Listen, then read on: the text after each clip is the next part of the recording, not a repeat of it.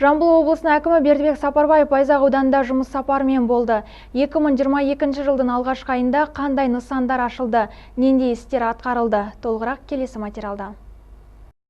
Әкім алғашқы жұмысын Шахан ауылындағы 100 орындық жаңа мектептің ашылу салтанатынан бастады. Одан кейін Көкөзек ауылындағы Төребай Ақбозов атындағы орта мектеп ғимаратына жанама спорт зал мен асхана құрылыс жұмыстарымен танысты. Жалпы сметалық құны 171,1 миллион теңге болатын нысанды Самұрық-Тара жауапкершілігі шектеулі серіктестігі 2021 жылдың тамыз айынан бастап құрылыс жұмыстарын жүргізген болатын. Аймақ басшысы құрылыспен танысып, олқылықтарды түзетуді тапсырды.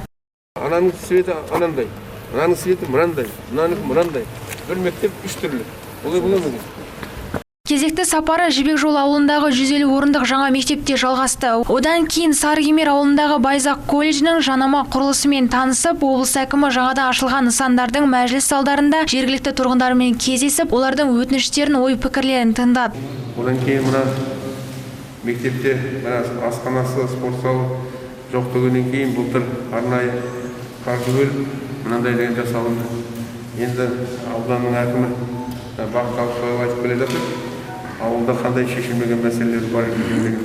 Негізінен маған айтқан барлық мәселе шешілді. Біз енді балдардың жақсы білім тәрбие алуына барлық жағдайды жасауымыз керек. Аймақ басшысының Байзақ аудандағы жұмыс сапары актив жиналысымен қорытындыланды.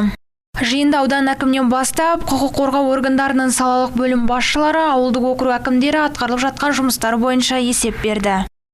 Айгүл Пралиева, Ерболат Жақаш, Ғани Бекбаев, 7-7 Ньюс.